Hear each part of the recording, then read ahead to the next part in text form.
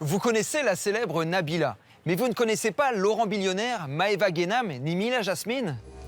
Allô? Non mais allô quoi. Ces stars de la télé-réalité sont aussi méconnues chez les plus de 30 ans que célèbres et puissantes chez les ados, grâce à un nouveau métier, celui d'influenceur, et des pratiques parfois contestées.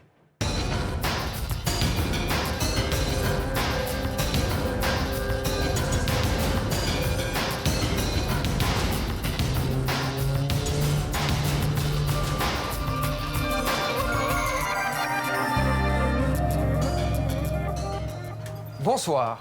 Ils sont devenus des stars du jour au lendemain en se clashant dans des émissions de télé. Puis ils ont fait fortune en vendant leur soudaine notoriété. Plusieurs influenceurs de la télé-réalité ont accepté de nous montrer leur quotidien.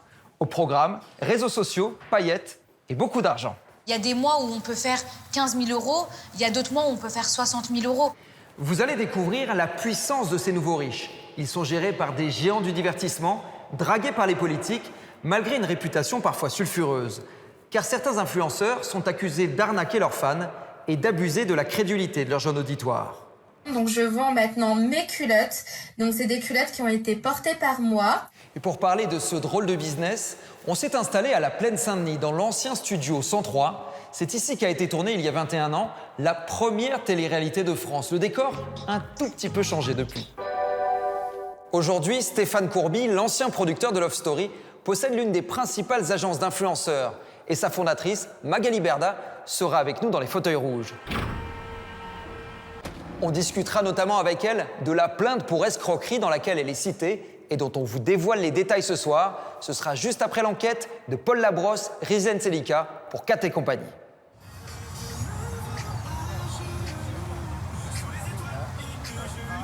Dans la marina de Dubaï, pour Alex et Nina, c'est l'heure d'attaquer la journée de travail.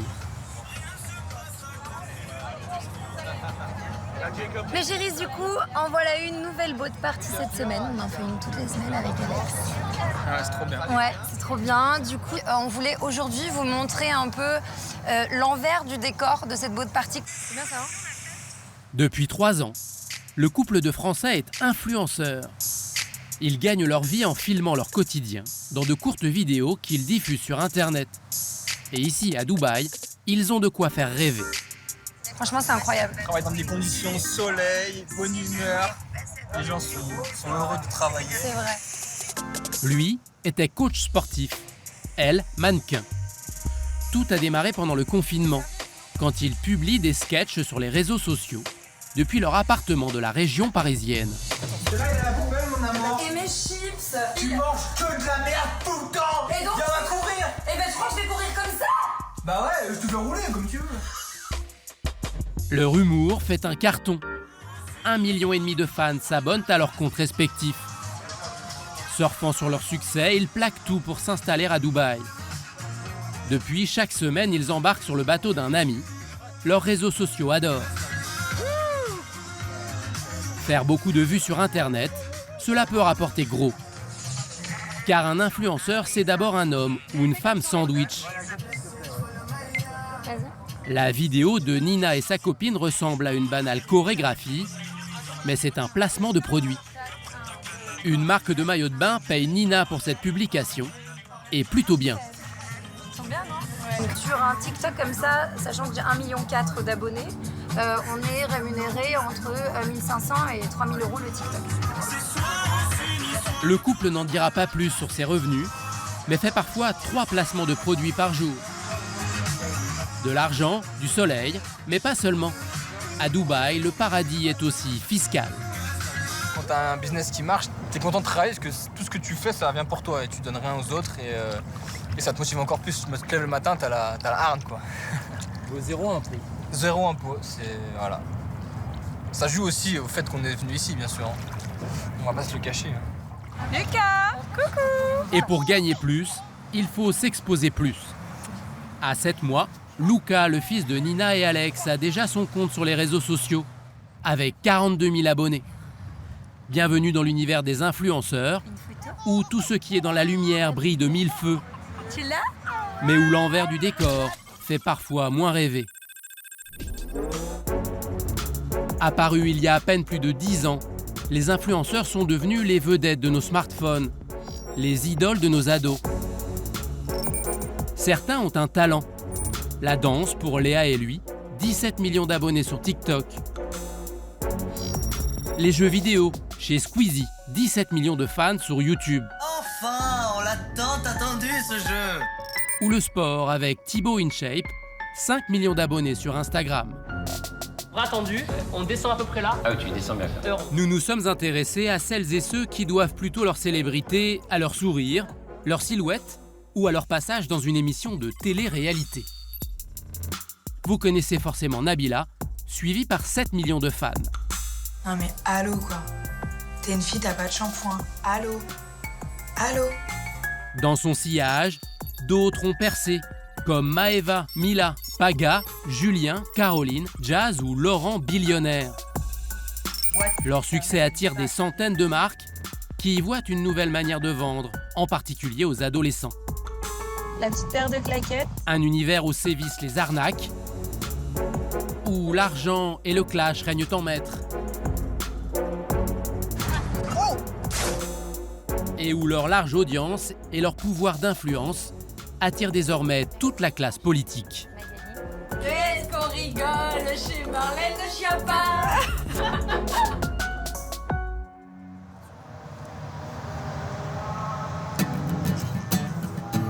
À Dubaï, certains influenceurs français mènent vraiment la grande vie. Les filles, on va manger. Ouais, ça fait longtemps qu'on s'est pas réunis, là, toutes les quatre. En robe blanche, voici Marie Germain, alias Mila Jasmine. Visage et corps sculptés par le bistouri. Ouais, c'est bon, hein. C'est l'une des 10 stars de télé-réalité françaises les plus populaires. Elle a 3,3 millions d'abonnés sur Instagram et s'est installée à Dubaï depuis 2 ans. Trinquons à Dubaï. Voilà. Et... Pour elle, tout commence près de Toulon. Après son BEP, elle devient esthéticienne, puis stripteaseuse à Miami. C'est là qu'elle est repérée par un producteur de télé-réalité. Mila se fera un prénom en enchaînant 11 émissions et en montrant son tempérament.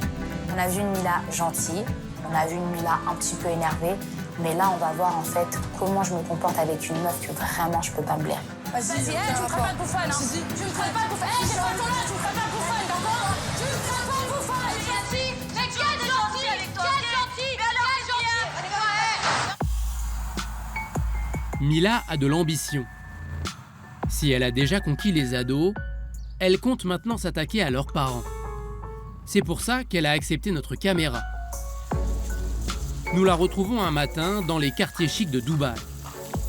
Sa journée commence toujours par une promenade avec son chien Marty. Ses 3 millions de fans n'en ratent rien.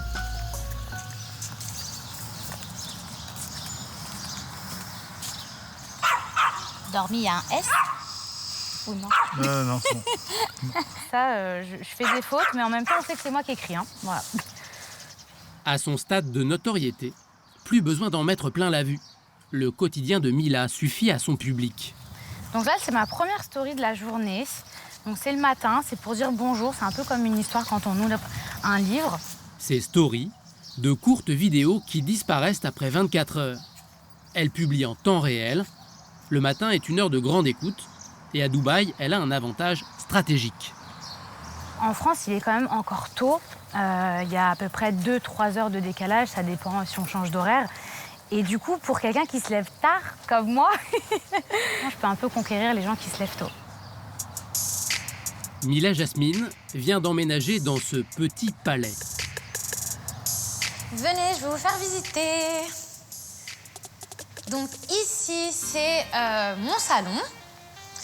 J'ai essayé de faire un truc un peu moderne. J'aime bien tout ce qui est lumineux, les lumières, la fumée, le bleu, le rose. Ça change de couleur. Elle a tout fait refaire à son goût, mais dit n'être que locataire. Donc ici, c'est ma chambre, la chambre de mes rêves. Avec un lit à baldaquin, comme je voulais quand j'étais petite. Je vais vous allumer la petite cheminée. J'adore. Pour avoir du succès, un bon influenceur doit solliciter sa communauté. Je vais faire une petite story. Même à l'heure d'un petit déjeuner pas très sexy, Mila sait améliorer ses statistiques. Ses vidéos sont vues en moyenne 500 000 fois. Hop, là, c'est pas mal. Et ici, petit sondage. Le matin, vous êtes plutôt salé ou sucré? Le sondage, ça permet à la communauté de participer. Ils trouvent ça toujours un peu plus sympa que juste regarder. C'est vrai qu'ils aiment bien donner leur avis. Et en même temps, c'est très bon pour l'algorithme. Ah bon? C'est-à-dire ? En fait, l'algorithme, c'est simple. Si par exemple, il y a des gens qui restent 30 secondes sur ta story, du coup, l'algorithme, il n'est pas hyper top. Si des gens, ils restent, par exemple, 2 minutes sur une story, du coup, l'algorithme, il est top parce que les gens s'intéressent vraiment à ce que tu postes et ils font pas juste... Avoir des fans qui réagissent, cela donne plus de valeur à Mila auprès des marques. Reste à faire la promotion de leurs produits. Ça va, chérie? Ça va et toi? C'est magnifique. Merci, bienvenue. T'as fait bon voyage? Ouais, ça va fatigué, mais ça va. Venue de Paris, Julia est coach en placement de produits. Elle est envoyée par l'agence qui gère la carrière de Mila. Aujourd'hui, l'influenceuse doit faire la pub d'un substitut de repas pour maigrir. Shake République. La marque vise un public jeune et féminin. Elle a envoyé des instructions à respecter avec un texte à lire. Donc, et 1 heure de publication. Le brief avant 17h, tatati tatata, ça c'est le code promo. Publier le contenu dans tes stories, tatata. Commence par montrer comment préparer le produit, donc 200 ml de lait. Mila a beau faire des placements de produits depuis près de 7 ans, elle doit sans arrêt se mettre à la page. Moi j'aimerais bien, mais pire c'est pas grave, on va recouper après. Quand tu parles du produit, t'as pas besoin de te filmer, ça sert à rien, on n'a pas besoin de voir ton visage. Tu vois ce que je veux dire? Il faut vendre ça. Ouais, c'est vrai, toi tu veux pas que je tienne. Ah non, mais ça fait téléachat. Hey, mon chef République. Pas du tout, non. Non, tu le prends comme ça et tu vas voir, ça déjà, ça va être plus vendeur. Baisse-le un peu, tu regardes la différence. C'est beaucoup plus joli ça. Ouais, c'est plus sympa. Avant, par exemple, ces influenceurs de la télé, c'était les seuls à faire ça. Donc, ils ont lancé, pour le coup, une tendance. Et maintenant, en fait, il y a beaucoup plus d'influenceurs sur les réseaux sociaux et qui vont proposer de la qualité, qui, justement, vont faire des choses qui sont en rapport avec de la communication. Donc, en fait, il faut tout le temps changer. C'est tout le temps faire des veilles sur les réseaux, de ce qui est tendance, ce qui se fait, ce qui se fait pas. Mila jure utiliser ce produit régulièrement pour perdre du poids. Il serait très efficace. Un vrai café. Clou de l'opération, le code promo dont bénéficient les fans.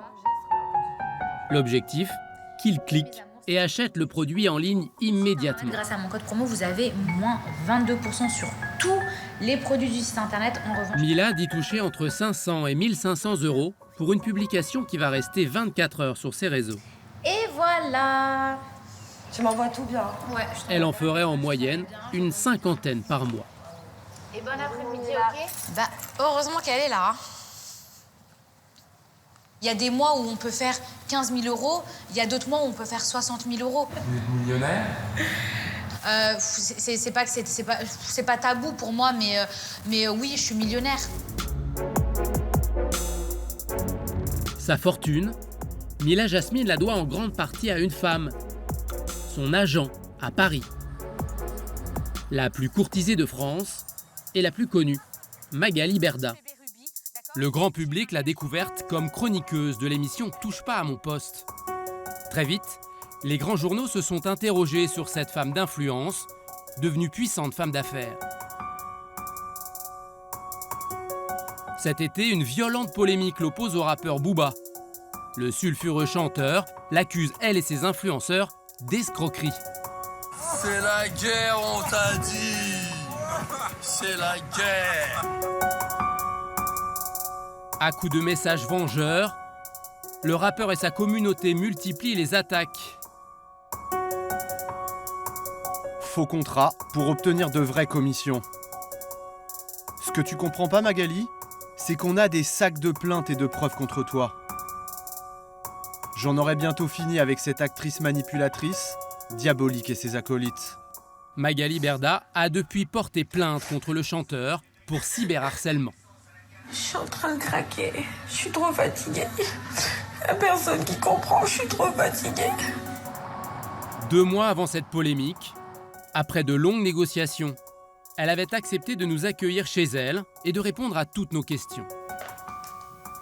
Pour elle et son équipe, les principaux outils de travail sont le téléphone portable et la caméra. Son compagnon Stéphane est fier de nous montrer leur dernière vidéo, un reportage politique. Bonjour à tous, donc je suis en meeting, comme vous le voyez, pour mon nouveau ministère des réseaux sociaux. Non, je rigole. C'était une blague. Car en plus de gérer la carrière d'une centaine de stars des réseaux, elle se met elle-même en scène. Elle est considérée comme la patronne des influenceurs. Toute la classe politique lui a déroulé le tapis rouge pendant la campagne présidentielle. Vous voulez qu'on s'assoie ou on reste... On s'assoit, c'est plus sympa. Merci, hein. Alors moi, je suis Magali. Moi, je sais. Ah bon, d'accord, ok. Connue jusqu'à l'Élysée, Magali Berda a été reçue par les principaux candidats pour des entretiens en tête-à-tête. On dit souvent que vous êtes raciste. De la droite à la gauche. Beaucoup de jeunes issus d'immigration nous suivent. Est-ce que vous n'avez pas l'impression qu'Éric Zemmour vous prend un petit peu vos électeurs? En partie, oui, en partie, enfin... Des questions simples, de la proximité. Je viens apprendre à vous connaître. Oh mon Dieu. On va papoter, quoi. D'accord, venez, on va se mettre à l'ombre. Oui, ça marche. Magali Berda assume son style bienveillant.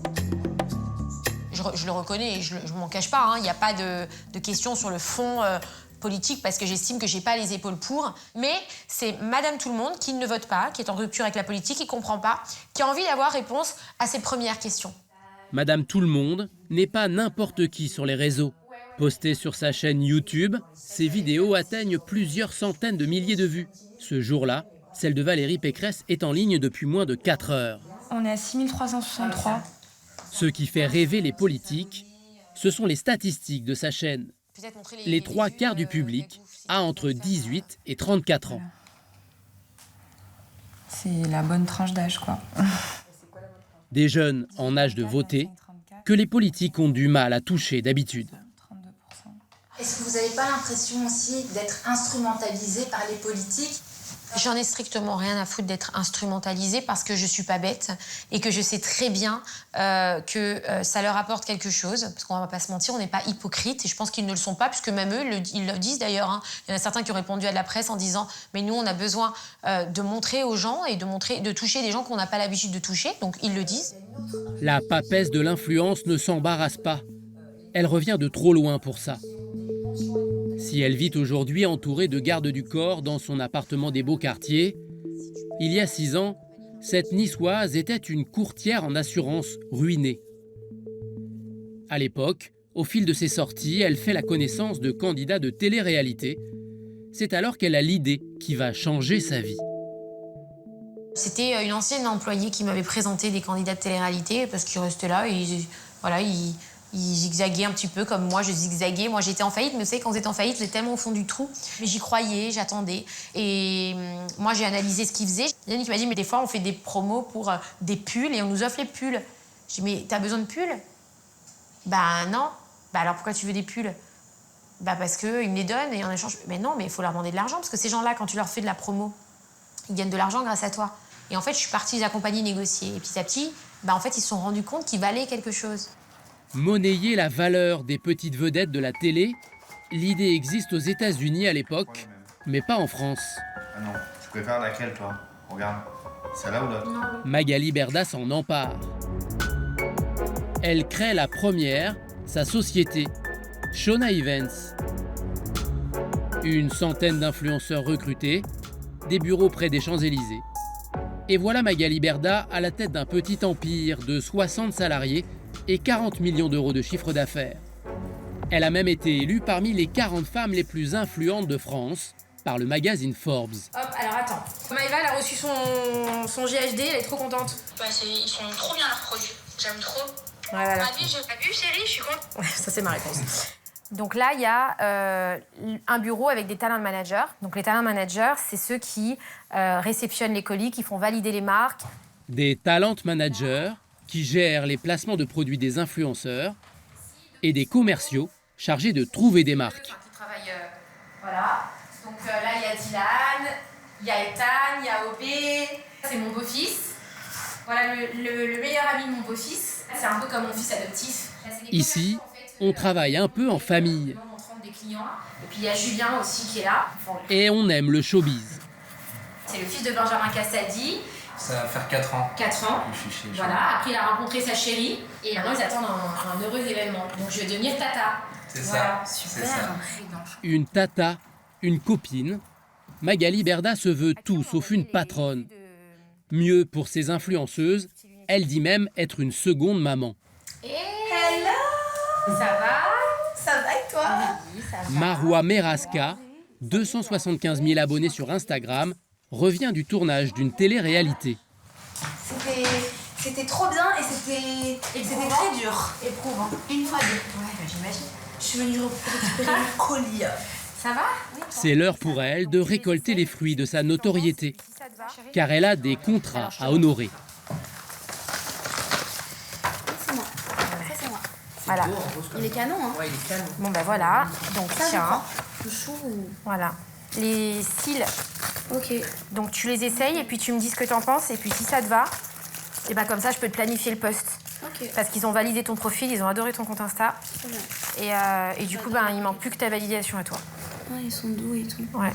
Moi, personnellement, je suis arrivée, c'est vrai que je faisais pas trop de patients et direct, Elle en faisait pas du tout, ouais. C'est-à-dire qu'en fait, elle n'était pas connue et on a tout de suite travaillé ensemble. Le principe de l'agence, c'est vraiment de les encadrer, être là en soutien, de faire comme une barrière avec tout ce monde qui est un peu devenu une jungle, en fait. Les marques se bousculent pour les influenceurs. La patronne, par contre, ne se bouscule pas pour parler chiffres. Et la marque, elle donne combien? Ça, c'est confidentiel. Moi, je vous ai prévenu et je parle pas d'argent. Parce que j'ai des contrats de confidentialité avec eux. Ça va? Bisous, Mag, merci beaucoup. Et puis, du coup, tu viens... Plusieurs marques ont accepté de nous donner certains tarifs pratiqués par l'agence. Pour la star Nabila et ses 7 300 000 abonnés, les annonceurs payent jusqu'à 10 000 € pour une courte vidéo. Pour Jessica Thévenin, 6 200 000 abonnés, c'est 7 000 €. Mila Jasmine et ses 3 300 000 abonnés coûtent jusqu'à 3 000 €. Mais sur ces sommes, quelle part revient à Magali Berda et à son agence? Nous nous sommes procuré ce document auprès d'un ancien employé. Sur cette opération, Shona Evans a pris une commission de 20%. C'est parfois beaucoup plus, selon certains influenceurs contactés. En 2020, l'agence de Magali Berda a déclaré 3 millions € de bénéfices. Le placement de produits est une poule aux œufs d'or, selon ce consultant en stratégie des médias. D'un côté, on a la publicité traditionnelle, achetez-moi ce stylo, ou vendez-moi ce stylo, et puis de l'autre, j'ai quelqu'un qui va qui va discuter avec moi de ses coups de mou, de ses moments de joie, etc. Et à un moment, il aura ce stylo dans la main, je vais vouloir avoir le même. Parce qu'on est vraiment sur de l'émotionnel. On n'a pas l'impression qu'on a acheté un produit, on a l'impression qu'on fait un peu comme un copain, comme un ami, comme quelqu'un, puis qu'on suit tous les jours. Les placements de produits seraient 2 fois plus rentables pour les marques que les spots publicitaires. Alors la machine à cash de Magali Berda a fait des envieux. Il y a 3 ans, elle a été rachetée par une multinationale du divertissement, Banijay, dirigée par le Français Stéphane Courby. Près de 3 milliards € de chiffre d'affaires, son groupe produit 2800 heures de programmes télé par an et des présentateurs connus comme Nagui ou Cyril Hanouna. Parmi les plus grosses émissions du groupe Banijay, il y a en gros toutes celles que le grand public va connaître. Donc ça va être Koh-Lanta, ça va être Touche pas à mon poste. Puis après, on a des émissions de télé-réalité, évidemment, les Marseillais, toutes ces déclinaisons-là, les ch'tis, etc. Les émissions de télé-réalité font naître de nouvelles stars qui sont ensuite mises en valeur dans les autres programmes du groupe et exploitées par la filiale Shona Evans pour promouvoir des produits. L'étape d'après, ça va être de faire vivre justement ces vases communicants, cet écosystème. Et donc, une fois que nos incarnations auront explosé en termes de communauté, de business, on va essayer de les faire revenir ensuite dans des émissions de télé, issues du même groupe évidemment. Ça peut être Touche pas à mon poste. Alors, Mila, qu'est-ce que t'en penses? Bon, merci, parce que je vois que tout le monde a l'air très concerné par le sujet. Oui, on est concerné. Moi, pour avoir... On sait qu'on va avoir des séquences cultes, des séquences qui vont faire le buzz, qui vont être vues, donc plusieurs vues qu'on va remonétiser. On va faire monter la communauté de l'influenceur qui va pouvoir vendre plus cher ensuite ses campagnes, ses opérations spéciales, le brand content, tout ce que vous voulez. Et en fait, c'est sans fin. C'est sans fin. Le buzz et l'argent du buzz. Une mécanique bien huilée, mais qui a des ratés. J'ai décidé de commercialiser l'eau de mon bain car je suis une adepte des bains de Mimi. J'adore me faire du bien dans le bain. Ce que vendent certains influenceurs, qu'ils fassent partie de l'écurie Berda ou non, n'est pas toujours du meilleur goût. Je vends maintenant mes culottes. Donc c'est des culottes qui ont été portées par moi. Tu vas pouvoir posséder une planète, une exoplanète, quelque part. Certaines de leurs promos sont même parfois totalement illégales. Et en fait, vous passez le code en 48 heures sans que vous ayez besoin de vous déplacer. Vente de faux permis, de fausses cartes d'handicapés, vente de drogue ou exercice illégal de la médecine. Elle fait les injections au visage et elle fait également les injections aux fesses. Les influenceurs donnent aussi parfois dans le dropshipping. Ils vendent très cher des produits disponibles pour pas grand-chose sur des sites de vente en ligne chinois. Autre dérive à la mode, le détournement des crédits des comptes professionnels de formation vers des formations douteuses. Vous avez le lien qui vous redirige vers le lien de l'État, de votre compte CPF. C'est l'État qui vous finance, vous n'avez pas d'argent avancé, c'est pour Bibi.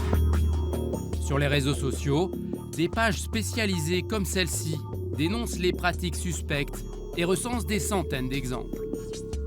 Des dérives auxquelles n'échappent pas les stars de l'influence de Dubaï.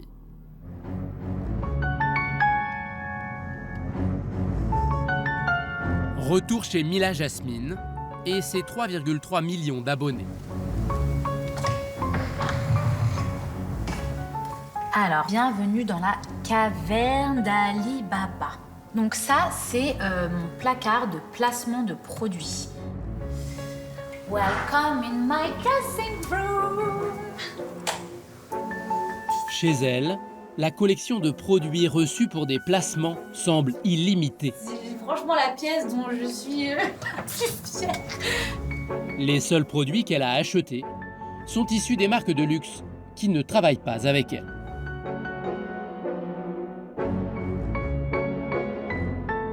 « 90% de mon dressing, déjà, ce sont des placements parce que je ressens plus le besoin d'acheter, parce que je reçois tout le temps des produits et je porte les placements qu'on m'envoie. » Pour ses fans qui voudraient s'habiller un peu comme elle, mais qui n'en ont pas les moyens, Mila a fait la promotion d'un site internet.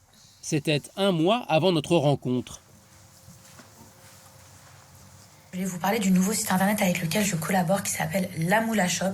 Aujourd'hui, grâce à mon code promo, vous avez moins 20% qui sont valables sur tous les produits du site. On y trouve des vêtements classiques, mais aussi des contrefaçons de grandes marques, comme ce bracelet d'un modèle Hermès, ou ces fausses lunettes Balenciaga, vendues 28 fois moins cher que l'original. La publicité de contrefaçon, un délit qui peut valoir 2 ans de prison et 300 000 € d'amende. Il y a eu des affaires de marques de contrefaçon. Vous n'avez pas... Alors moi, je fais pas ça. Moi, franchement, vous pouvez voir en bas, tout est vrai. Oui, ça, moi, mais même si j'achète du vrai, je vais pas proposer du falche à ma communauté. Déjà, c'est illégal. Donc, vous n'avez pas travaillé avec un truc qui s'appelle La Moula Shop? Non, moi, j'ai jamais travaillé avec eux. Je vais vous parler du nouveau site internet avec lequel je collabore qui s'appelle La Moula Shop. Moi, c'est des vêtements, c'est pas... Là, c'est des vêtements que je promouvois. Hein. Ouais, c'est ça. C'est en fait... Là, c'est pas de la contrefaçon, c'est une chemise. Mais c'est pas une chemise Diop ou Dior, ou c'est une chemise... Alors, en fait, sur le site La Moula Shop, il y a aussi des articles de contrefaçon. Ah oui, bah ça, je suis pas du tout au courant. C'est Magali qui m'a donné ce placement. Mila Jasmine botte en touche. La responsable serait Magali Berda, son agent, qui lui fournit les contrats des marques. De retour à l'agence à Paris, la patronne des influenceurs proteste de sa bonne foi. Les contrefaçons seraient apparues après la signature du contrat.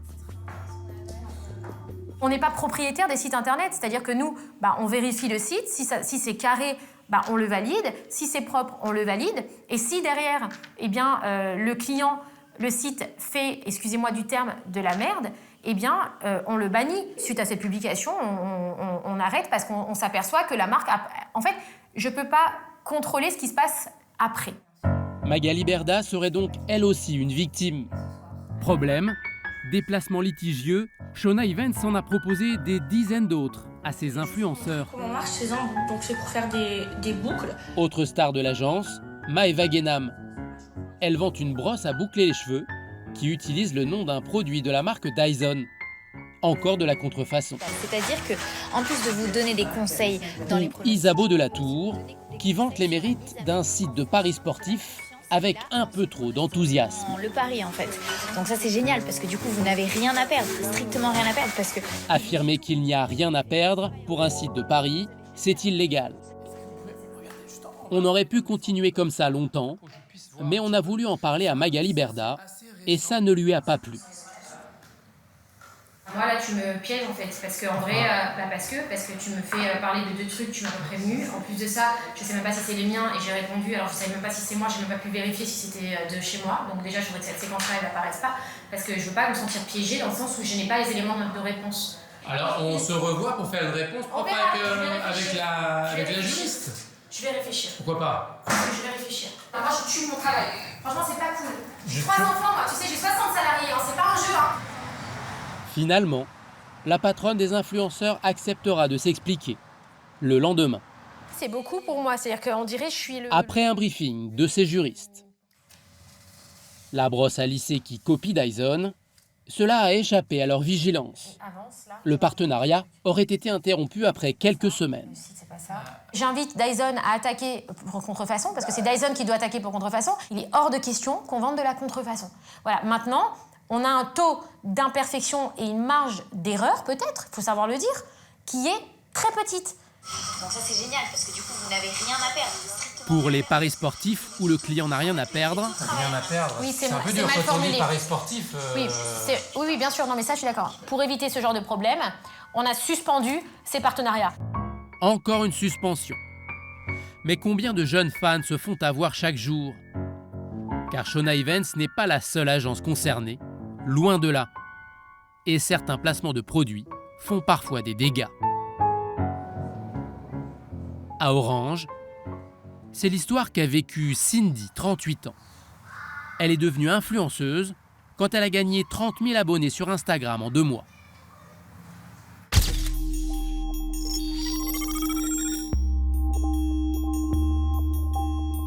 Les raisons de son succès s'appellent Adam, Lily Rose, Aaron, Maë, Ézéchiel ou Emma.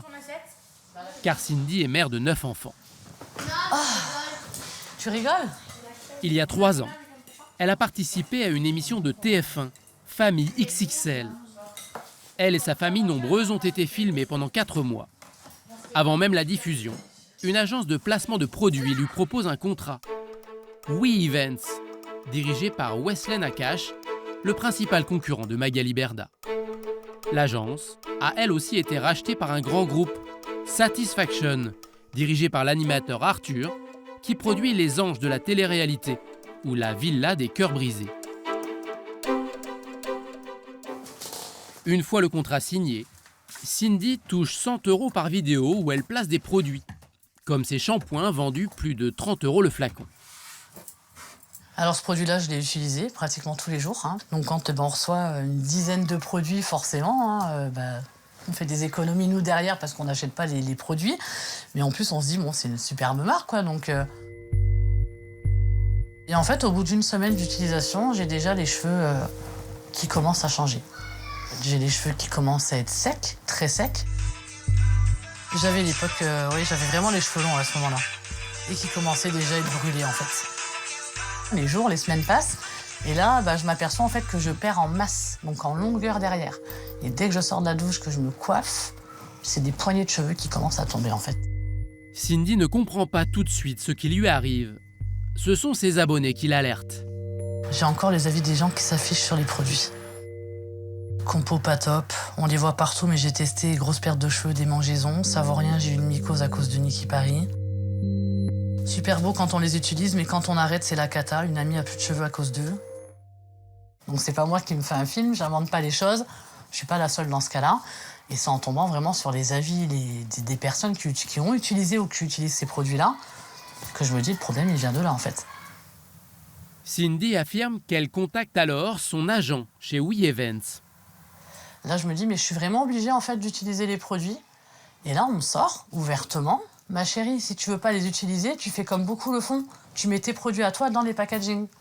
Elle assure que l'agence lui aurait même envoyé ses photos d'autres femmes à mettre en ligne à la place des siennes. C'en est trop pour Cindy qui rompt son contrat. Quant à ses cheveux, elle opte pour une solution radicale qu'elle a bien sûr mise en ligne sur ses réseaux. C'est la seule solution d'en arriver à me raser la tête. Donc là, c'est, on va dire, le choc. Parce que pour une femme, c'est un choc de devoir se raser la tête. Là, de me voir comme ça, les cheveux rasés, ça a été violent. Hein, mais vraiment, l'agence, pour moi, c'était juste impensable de rester à travailler avec eux. J'en veux à l'agence, mais à la marque. À la marque, parce que je ne comprends pas encore à l'heure actuelle comment ce genre de produit puisse exister et être mis sur les marchés, en fait. Cindy n'est pas la seule à se plaindre de cette marque de shampoing. Sur Internet, de nombreux consommateurs témoignent. Beaucoup perdent leurs cheveux, photos à l'appui.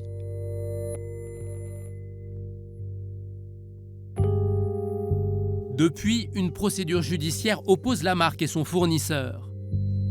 Nous nous sommes procuré ce jugement de la Cour d'appel de Paris. On y apprend que la direction de la répression des fraudes avait analysé ces shampoings fin 2019 et découvert plusieurs substances interdites d'utilisation. C'était avant le partenariat de Cindy. Fin 2020, d'autres analyses ont confirmé la présence de substances interdites chez Nikki Cosmetics, et ce, pour 9 produits de la marque. Qui est donc le propriétaire de cette marque? Dans les mentions légales du site, surprise, il s'agit de la propre agence d'influenceurs de Cindy, We Events, dirigée par Wesley Nakache, qui s'est mise à produire sa propre gamme de shampoings. Il a refusé nos demandes d'interview, nous l'avons appelé. Il ne sait pas qu'il est enregistré. Pourquoi il y avait des substances interdites? Pourquoi ça a continué d'être vendu à cette époque, en 2020? C'était une erreur de notre fournisseur.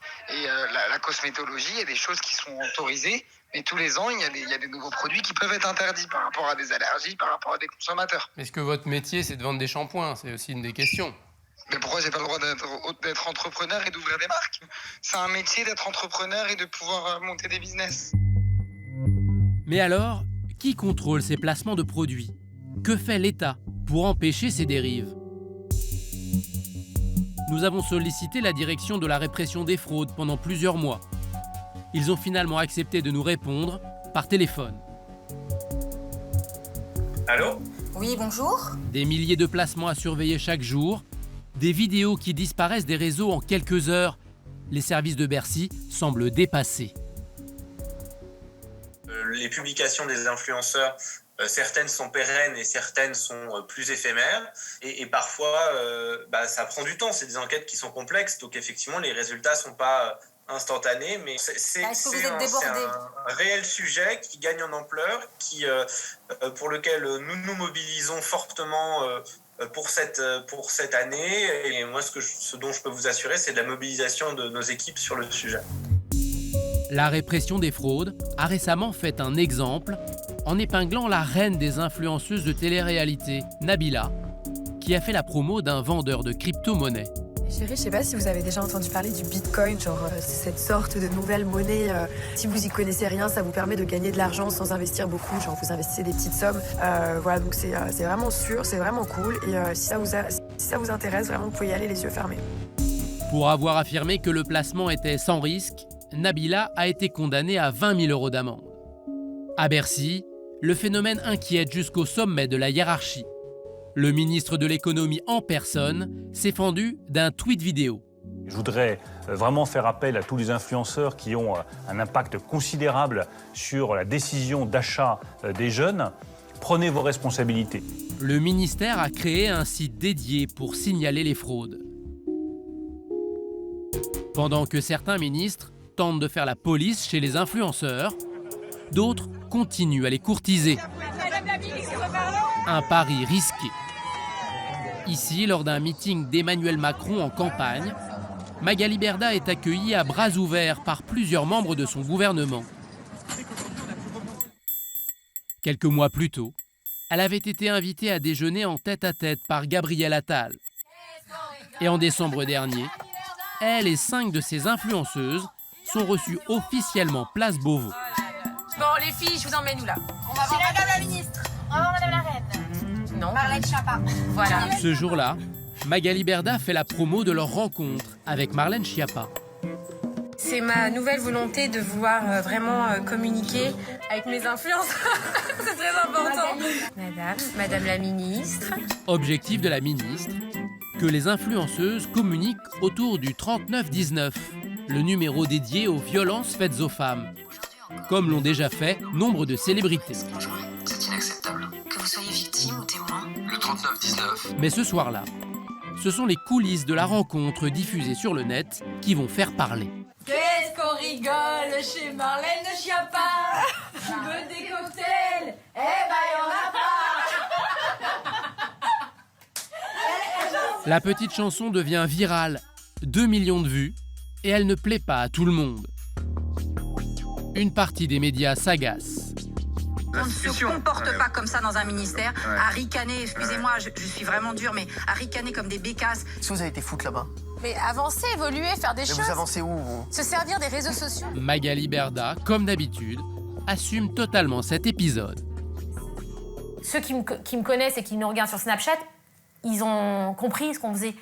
Ils ont compris pourquoi on était là, puisqu'on a diffusé sur nos réseaux sociaux des numéros d'appel, des liens de sites internet. Mais des journalistes, des opposants ont repris le moment qu'ils ont jugé, eux, de petit, de...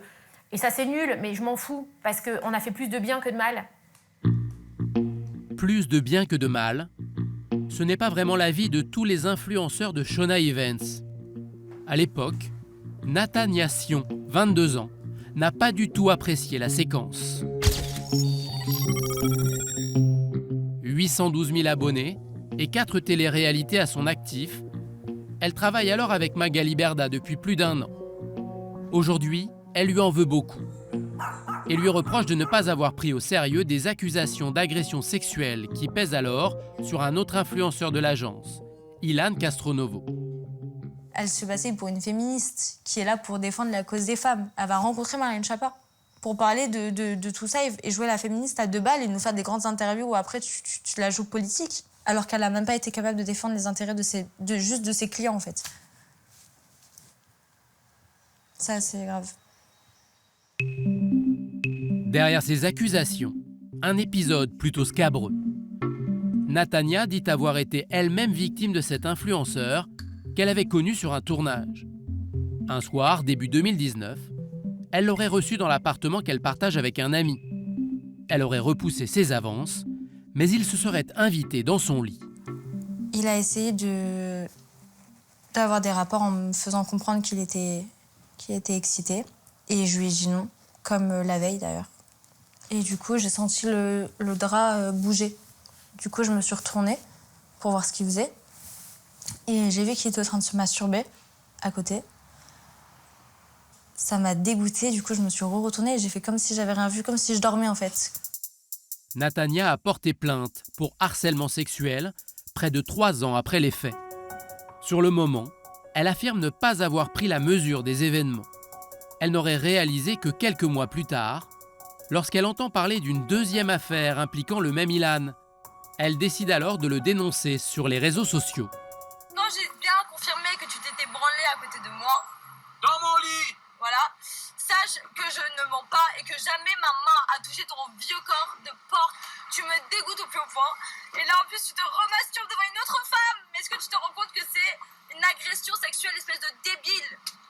Nous avons pu joindre Ilan Castronovo. Il nie toute agression sexuelle. Selon lui, la relation ce jour-là était consentie. Je suis quelqu'un d'une bonne famille. Mes parents m'ont toujours inculqué de très bonnes valeurs.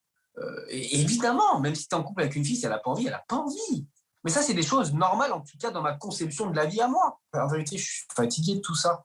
Je ne veux pas me justifier d'un truc que je n'ai pas fait. À l'époque, comment Magali Berda a-t-elle géré cette affaire entre deux de ses influenceurs? Selon Natania, l'agente lui aurait demandé de se taire. Pour preuve, selon elle, ce message reçu le lendemain de ses accusations. Oui, mais chérie, le problème, si tu veux, c'est que là, tu vois, tu prends tu parles de branlettes, de trucs sur les réseaux. C'est pas joli pour une... Enfin, tu vois, même... En vrai, laisse-le dans sa merde. T'as pas besoin d'aller, tu vois, employer des mots comme ça sur les réseaux sociaux. Même, enfin, là, je parle pour ton image. Les marques, tu vois, les partenariats et tout, ça, c'est des trucs... C'est pas toi, quoi. Je veux dire, t'es pas dans ce délire-là, toi. Aujourd'hui, pour se défendre, Magali Berda affirme que ce message a été sorti de son contexte. Elle a porté plainte contre la jeune influenceuse pour diffamation et tient à nous montrer leurs échanges 2 jours avant que l'affaire n'éclate publiquement. Je veux que tu me dises chaque jour où ça va pas, d'accord? Tu es une poupée, chérie, fais attention à toi. Tu te construis seule, mais c'est ce qui te rend forte. Et je vais être beaucoup plus présente pour toi, je te donne ma parole, au-delà du travail. Et je lui marque noir sur blanc, je m'en fous des placements de produits. Selon elle, à l'époque, ces 2 influenceurs, Natania et Ilan, étaient en couple. Ils étaient ensemble, ils flirtaient les deux, ils dormaient ensemble, etc. Pour Natania, ça reste une agression. Mais moi, à l'époque où elle me le dit, elle ne le vivait pas comme ça. D'accord? Voilà, moi, si j'ai une fille qui m'appelle en pleurant, qui me dit « j'ai été agressée », je l'amène à la police. Vous ne pouvez pas aujourd'hui me mettre en position de coupable. Moi, j'ai tout fait pour aider Natania, je viens de vous le montrer, noir sur blanc. J'ai toujours été là pour elle, et si elle doit déposer plainte, à aucun moment, je lui ai dit « ne dépose pas plainte ou n'en parle pas ». Quand une 3e accusation d'agression sexuelle éclatera dans la presse, Magali Berda finira par se séparer d'Ilan Castronovo. C'est quelques semaines plus tard qu'elle débarque chez Marlène Schiappa pour défendre la cause des femmes. Cette invitation au ministère était-elle une bonne idée? Nous avons voulu le demander à la principale intéressée. Chacun aurait compris qu'on n'agresse pas sexuellement les femmes, ni les hommes au demeurant, dans le métro, dans le bus, etc. Marlène Schiappa n'a jamais répondu à nos demandes d'interview. Alors nous nous sommes invités à une de ses interventions publiques. Le service de presse nous avait assuré qu'elle répondrait à quelques questions. Finalement, la ministre n'a pas le temps. On n'a pas beaucoup de temps. Allez. Non, j'ai pas le temps du tout. Comment ça? Ouais, je suis désolée. Oh, non, on a juste une toute petite question. Ouais, mais là, je suis très en retard pour la suite. C'est une question par rapport à vous avez invité les influenceurs avec Madame Magali Berda. Vous trouviez que c'était vraiment approprié? S'il vous plaît. Franchement, c'est ça votre question dans le contexte politique qu'on vit aujourd'hui? Je viens de m'exprimer sur la question des violences conjugales, là, pendant à peu près une petite heure. Franchement. Aujourd'hui, Marlène Schiappa a changé de ministère. Fini l'égalité homme-femme. Magali Berda, elle, n'a jamais été aussi populaire sur les réseaux sociaux, avec 1 200 000 abonnés. Cette course à la notoriété, certaines influenceuses la payent très cher. Elles peuvent y perdre leur santé, mais aussi leur gagne-pain. En décembre dernier, Luna Sky arrive des États-Unis où elle vit. Ça va? Elle est accueillie par son agent. Ça va? Oui, oh, c'est trop gentil. Ça va bien? Ouais, ça va, super. Ouais. Luna Sky est passée tout près de la mort après une intervention de médecine esthétique qui a mal tourné. Je suis contente, mais je suis stressée. J'espère qu'ils vont pas me dire la même chose que là-bas, en fait. Mais c'est-à-dire qu'ils peuvent rien faire. Ce jour-là, elle est de retour à Paris pour se faire opérer. C'est bon, le plus dur est passé. L'influenceuse a passé 4 mois à l'hôpital à Los Angeles. Elle a enchaîné les septicémies, des infections généralisées. Direction un hôpital public parisien où un chirurgien va tenter l'opération de la dernière chance. Bon là, du coup, je vais faire une petite story pour tenir au courant ma communauté. C'est le grand jour. Je suis trop contente, je vais rentrer à la maison. 1 mois plus tard, Luna Sky a retrouvé le sourire. Elle a subi 2 opérations et elle n'est plus en danger. Aujourd'hui, elle regrette d'avoir fait ses injections. Mais à l'époque, elle voulait seulement ressembler à la star Kim Kardashian. toutes les influenceuses, elles s'inspirent de elles. Et du coup, ça devient un peu le critère beauté principal. Et on a l'impression que si on ne rentre pas dedans, on n'est pas jolie. Et donc, du coup, je pense qu'il y a ça. Et puis, il y a aussi les critiques des followers aussi. C'est « Ah, t'as un gros nez, t'es moche, t'es trop fine, t'es une planche à pain, etc. » Ça, c'est un truc que les abonnés font. Et quand tous les jours, on reçoit des critiques, et quand on est influenceuse, on reçoit des critiques tous les jours, bah, on crée des complexes. En juin 2021, elle avait pensé mettre fin à ses complexes. Elle est alors à Dubaï, à l'anniversaire d'une amie influenceuse. Elle rencontre le docteur Azoulay, ici en chemise noire, un chirurgien esthétique français très en vue. Moi, j'avais hyper confiance en lui. Tu te dis, c'est le chirurgien des stars de télé, donc forcément, quoi. Ce jour-là, le médecin aurait proposé de faire des injections d'acide hyaluronique. Il est arrivé pour l'anniversaire de Maëva, il devait faire celle de Maëva, et donc du coup, il a dit, ouais, bah, j'en ai plus parce que je devais les faire à quelqu'un, mais qui n'est pas là, qui veut les faire. Du coup, j'ai dit, ah bah moi. L'intervention se serait déroulée dans la chambre de son ami, alors que les règles d'hygiène exigent un milieu stérile. Le lendemain de l'opération, le chirurgien écrira même à la jeune femme pour qu'elle taise les conditions de l'intervention. Mais bien évidemment que je t'ai fait ces injections en France, à mon cabinet. Au cas où quelqu'un te pose la question, à toi, please. Filmé par son ami après les injections. Dors, t'as pas le choix, y'a pas la clim. Luna Sky encaisse le choc. Ouais, pas la clim là. Bonne nuit, gros popota. Tu nous as tués. Elle fera une deuxième série d'injections avec le docteur Azoulay. En tout, elle en aurait reçu 80. C'est de retour aux États-Unis qu'elle débute sa descente aux enfers. Ses plaies commencent à s'infecter.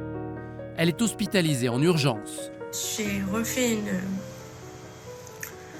une septicémie. Ici, c'est privé, donc du coup, ils me disent qu'ils veulent plus prendre la responsabilité, qu'ils savent plus quoi faire. Je veux rentrer chez moi. Quelle est la responsabilité du chirurgien ? Nous l'avons sollicité pendant plusieurs semaines, mais selon son avocat, il n'entend ni commenter ni répondre. Nous avons quand même tenté notre chance par téléphone. À propos des injections que vous avez réalisées sur Luna Sky à Dubaï, hors de tout cadre médical, je voulais savoir comment vous réagissiez, pourquoi avoir fait ça ? Alors, pardonnez-moi, mais en fait, je ne vais pas répondre à ce genre de questions, puisque c'est la seule personne qui pourrait répondre à ce genre de questions, c'est mon avocat. On a un document, un SMS que vous envoyez à Luna Sky disant qu'il ne faut pas qu'elle en parle, qu'il ne faut pas qu'elle le dise. Pourquoi vous lui écrivez ça ? Je ne réponds à rien. Tout ce qui concerne mes patients, je ne réponds à rien, à personne. Ça s'appelle le secret médical. Vous pouvez l'enregistrer, je ne réponds à aucune question qui concerne des patientes à moi. Point barre. Un mois après sa sortie de l'hôpital, Luna se remet sur pied, mais elle n'ose plus se montrer. On ne lui propose plus de placement de produits, sa carrière est à l'arrêt. Et à l'heure des comptes, c'est la catastrophe, à tous les niveaux. J'ai ouvert ma chaîne YouTube, au bout de 4 semaines, j'ai dû la fermer. En un mois, j'avais gagné 160 000 followers sur TikTok. J'aurais continué, je serais maintenant au moins à plus d'un demi-million, c'est sûr. Moi, on m'a appelé pour des jobs et je les ai refusés et c'était beaucoup d'argent, beaucoup d'argent.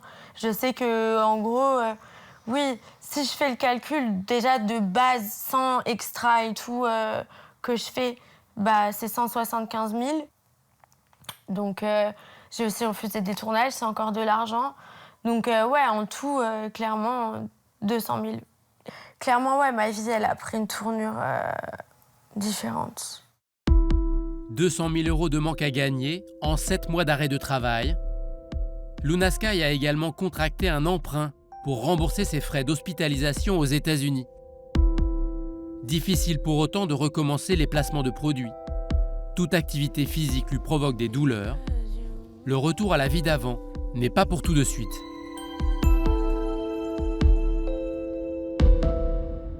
Et voilà pour cette enquête de Paul Labrosse et Rizlen Selika pour Kat et compagnie. On est de retour avec vous, Magali Berda, bonsoir. Bonsoir. Vous êtes la fondatrice de Shona Evans, la plus importante agence d'influenceurs. On rappelle quelques chiffres, 60 salariés, 3 millions d'euros de bénéfices.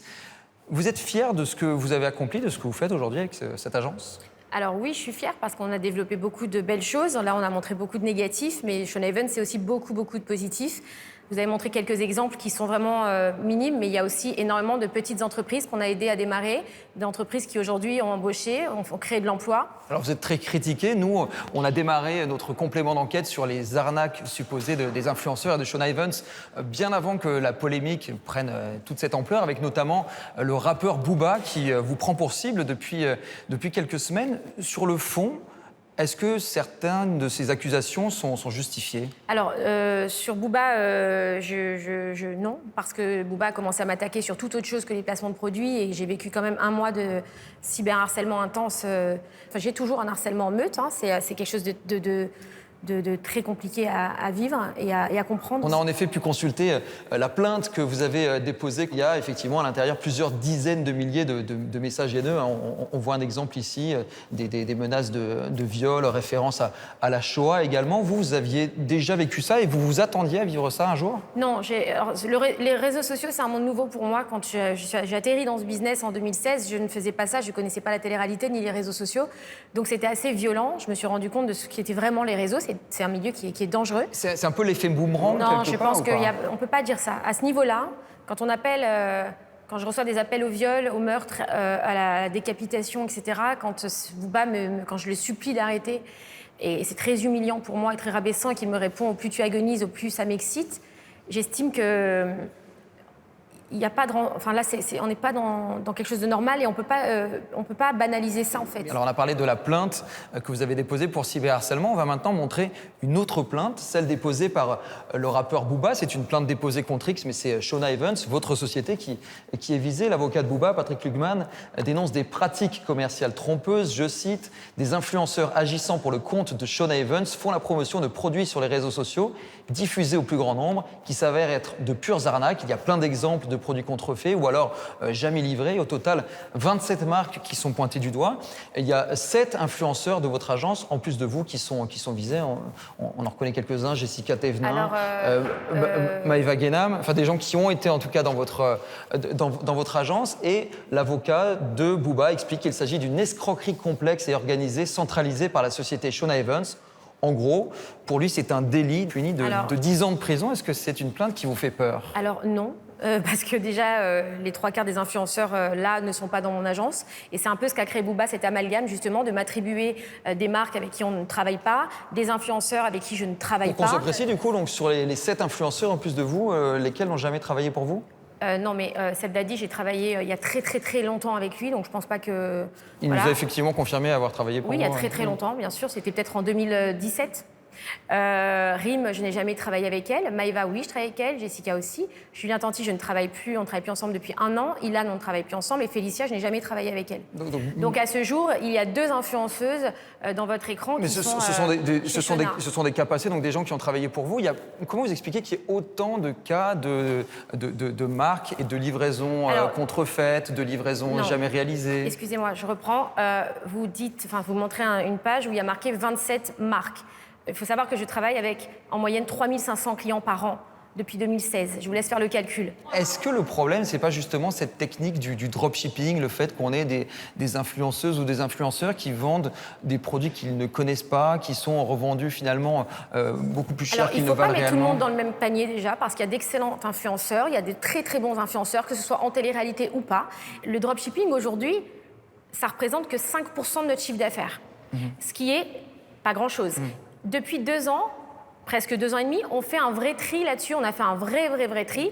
Et là, ça représente 5% parce qu'on a arrêté quasiment Pour bien comprendre comment fonctionne le dropshipping, on va prendre un exemple et vous allez nous expliquer, c'est vous, en tant qu'influenceuse, qui avez fait la publicité pour une montre, c'était à Noël dernier. Alors, comme c'est bientôt Noël et que tout le monde est fan de ce genre de montre connectée qui coûte en général 200, 300, 400 €, ça coûte une vraie fortune, je vous conseille de commander la Full Watch parce qu'on a réussi à obtenir une réduction incroyable.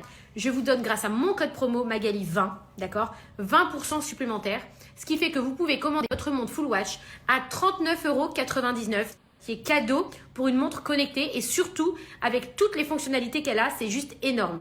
Alors on a l'impression de faire une superbe affaire et on a vu que sur certains sites, on pouvait la trouver à 33 € ou même 13,50 €. C'est quoi l'intérêt En fait, ce qu'il y a, c'est qu'aujourd'hui, on ne peut pas remettre en cause toute une économie. C'est-à-dire que vous allez trouver aussi votre paire de baskets à des prix. Vous pouvez la trouver aussi en Chine. Enfin, peut-être qu'elle va être...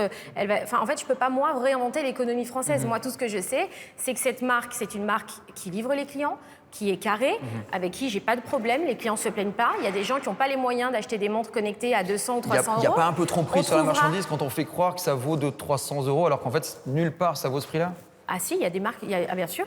Pas celle-là, pas cette montre en l'occurrence. Mais il y a des montres connectées aujourd'hui qui, j'ai pas dit cette montre-là, vous la retrouvez. J'ai dit, il y a des montres connectées aujourd'hui qui valent 200-300 €. En fait, en plus de ça, ce que je montre là, encore une fois, moi, je me cache pas. Vous avez vu, j'ai mis le hashtag sponsorisé. Je me cache pas que c'est sponsorisé. Nous, on est une des seules agences, justement, et c'est ce qu'on me reproche. Je suis un peu victime de ça, mais je le fais quand même. C'est que je suis en totale transparence dans ce que je fais. Transparence, mais parfois, là, vous faites croire que vous utilisez cette montre, alors qu'en fait, vous l'avez jamais portée. Mais qu'est-ce que vous en savez? Vous l'avez pas aujourd'hui, en tout cas. Oui, mais qu'est-ce que vous en savez que je la porte pas? Vous l'avez portée? Oui, je l'ai déjà portée, bien sûr. La montre connectée, je l'ai déjà portée. Bien sûr, j'ai une tendinite au bras. Donc je l'ai déjà portée et je ne porte pas. Maintenant, je vais être honnête, je ne porte pas que ça. J'ai plusieurs montres, je porte plusieurs montres. Par contre, là où vous avez raison, c'est que on doit être encore plus vigilant et d'être encore plus rigoureux, parce que il y a des sites derrière, il y a des gens qui sont vraiment malhonnêtes et ça. On est victime aussi de ça parce que notre image... Et notamment, vous êtes critiqué régulièrement parce qu'il y a des livraisons qui ne fonctionnent pas. On a interrogé les services de Bercy. Ils nous disent qu'ils ont reçu, depuis le 1er janvier 2022, 650 signalements pour des postes d'influenceurs. Pas uniquement Shona, mais pour des postes d'influenceurs. Le souci, c'est un petit peu ce que je subis en ce moment, c'est que des agences d'influenceurs, aujourd'hui, il y en a beaucoup. Et comme on me met en porte-parole... Oui, mais ça ne veut pas dire qu'on est la principale et qu'on ne fait pas les choses correctement. Parce que justement, quand on est la principale agence d'influenceurs, on a le droit de ne pas être parfait, on a le droit de construire, mais il faut construire, mettre des règles et on a besoin d'être aidé. Moi, j'ai fait des appels au gouvernement l'année dernière, en 2021, pour demander des rendez-vous pour qu'ils m'aident à nous encadrer comme ils le font. C'est pas un peu facile, c'est à vous de gérer quand même votre entreprise. Alors pourquoi les agences de communication télévision ont le droit à cet accompagnement et pas moi? Je fais des contrôles, on en fait beaucoup, et s'il faut en faire plus, on en fera. S'il faut sévir, on en fera. Vous savez, la société Shonaven, vous parlez de son chiffre d'affaires. Alors, je vous invite à vous renseigner, parce que vous avez cité un chiffre d'affaires qui date d'il y a 3 ans en arrière. Le chiffre d'affaires, on l'a fait diviser... Puisque vos comptes ne sont pas publiés, les comptes de l'année 2021, on les a pas trouvés. Je peux vous envoyer une attestation d'expert comptable, je demanderai à mon service comptabilité. On l'a divisé en 3. En 3.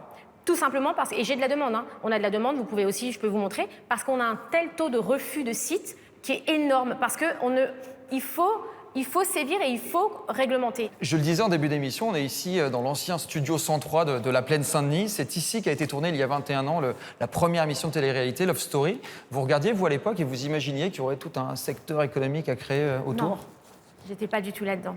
Et moi, aujourd'hui, je trouve que la télé-réalité, il faut le voir comme un divertissement. Il ne faut pas attendre de la télé-réalité que ce soit une émission politique ou c'est un divertissement. Chacun doit rester à sa place, il n'y a pas de problème. On se rend compte justement dans notre enquête que ça n'est pas seulement un divertissement, qu'il y a tout un cercle vertueux avec ce groupe Banijé qui détient cette agence d'influenceurs, qui fait du contenu aussi de télé-réalité et qui aussi produit des émissions de divertissement comme celle de Cyril Hanouna. Est-ce que c'est un monde qui s'auto-entretient comme ça, qui s'auto-alimente? Non, c'est pas parce qu'on fait partie du même groupe, c'est pas parce qu'on s'entend bien qu'on a des avantages. Mais c'est un peu étonnant quand même de voir tout cet écosystème qui appartient, en fait, toutes ces sociétés appartiennent au final à un groupe, un géant du divertissement, un Banijé. Mais j'ai envie de dire tant mieux pour lui. S'il a eu cette intelligence et que si aujourd'hui il est là où il en est, en fait moi j'ai envie de lui dire respect. Il faut arrêter de cracher sur les gens qui construisent et qui font des choses. J'ai une dernière question. On voit à la fin de notre enquête la mésaventure de Luna Sky qui a eu une infection après une opération de chirurgie esthétique. Est-ce que vous portez une responsabilité aussi dans ce type d'affaires, le fait que l'on incite des jeunes filles à faire des injections, ce genre de choses? Alors non, parce que déjà la chirurgie est interdite, la promotion de la chirurgie esthétique est interdite. C'est interdit, vous le savez. Nous, on n'en fait pas. Il n'y a aucun, et je vous mets au défi de trouver un seul contrat lié à Shona Evans parfois de la promotion sur de la chirurgie pour de esthétique. la médecine esthétique et pour les injections. Alors non, on n'en fait pas. Ah si, vous en faites. Non. Ah bah, si. Non. Alors je vais vous reprocher ce que vous allez me dire, parce qu'une fois, en 5 ans, j'ai montré une femme qui me faisait des piqûres. On va le voir justement, voilà. on a l'extrait. Je sais ce que vous allez me dire. Voilà. Anya, c'est la meilleure, regardez-là. Elle est gentille, voilà. Elle est douce, elle me fait pas mal, franchement, c'est un kiff, voilà. Donc toutes les femmes qui ont besoin comme moi, elle est en France encore demain si certains ont besoin et elle est à Dubaï à partir du 5 décembre pour ceux qui me suivent qui sont à Dubaï et franchement, c'est la meilleure. Alors, ça paraît anodin comme ça, mais c'est pas de la promotion et je vais vous expliquer quelque chose. Ça peut être de la promotion de l'exercice illégal de la médecine. Les réseaux sociaux, vous y montrez votre vie, d'accord ? Moi, je ne me suis jamais cachée de faire des injections et quand de vous faire dites, la chirurgie. Allez-y, elle est à Paris jusqu'à la fin de la semaine. Mais j'ai le droit de dire ce que je pense. Moi, j'ai aussi des gens qui me suivent. Il y a des influenceuses. Par contre, ce n'est pas commercial. C'est-à-dire que j'ai payé et je n'ai pas été rémunérée. Donc, j'ai le droit aussi de dire sur mes réseaux sociaux c'est un peu hypocrite. Que je suis on ne fait pas la différence. Là, potentiellement... Mais vous savez, je vais vous dire, je fais... C'est là aussi, vous êtes un peu dur parce que je fais... 365 jours fois 365 de story, d'accord, depuis 5 ans. Voilà, j'ai montré une fois une piqûre et j'ai dit que j'étais contente de cette personne. Pas de bol, c'est encore une fois une exception. Il y a beaucoup d'exceptions. D'ailleurs, en fait. Le lendemain, j'ai des bleus qui me sont sortis. Si vous avez la story aussi. Vous n'étiez pas contente. Et j'étais pas contente et je l'ai dit sur mes réseaux. Alors, vous doutez bien quelqu'un qui va vous payer pour dire quelque chose. Après, vous n'allez pas dire, bah non, je suis pas contente, j'ai des bleus, machin. Je l'ai dit parce que c'est normal de donner mon ressenti sur mes réseaux sociaux. C'était quelque chose qui me plaisait, voilà. Mais aucun, et je tiens à le dire, c'est important, parce qu'on nous a attribué aussi des opérations chirurgicales, c'est faux, et pas de médecine non plus. Donc esthétique. là, il y a quelques petites exceptions. Quand est-ce qu'il n'y aura plus d'exceptions? Quand est-ce qu'il n'y aura plus aucune story qui posera problème de la part d'influenceurs de Shona Evans? Mais écoutez, j'espère qu'il y en a quasiment plus, qu'il n'y en a plus. Et après, c'est des êtres humains. Malheureusement, je ne peux pas empêcher des êtres humains de vivre et des fois d'exposer des choses sur les réseaux qui ne doivent peut-être pas exposer, vous avez raison. Mais après, je peux pas être... Vous ne pouvez pas aujourd'hui me dire... C'est impossible de faire ça. C'est impossible. Et je ne peux pas être responsable non plus des autres agences, des autres influenceurs, de tout ça. On ne peut pas dire qu'il y a une personne aujourd'hui en France... Non, mais il y a des problèmes chez d'autres agences et on l'a montré dans notre complément d'enquête de ce soir. Vous n'en parlez pas beaucoup. On va pas se mentir, vous aimez bien plutôt me les attribuer à moi. C'est une bonne moitié du reportage. Mais bon, c'est pas grave. Ben, merci beaucoup, en tout cas, Magali Berda, d'avoir répondu à toutes nos questions et pour cet effort de transparence. Merci. Merci à vous tous de nous avoir suivis. La semaine prochaine, pas de complément d'enquête, ce sera Cache Investigation présenté par Élise Lucet. Nous, on se retrouve dans 15 jours avec un nouveau complément d'enquête et une question. Notre eau du robinet est-elle vraiment potable? Merci infiniment à Hugo Plagnard et Clément Castex à la rédaction en chef, Nicolas Ferraro à la réalisation des plateaux, Caroline Durand à leur préparation. Excellente soirée sur France 2.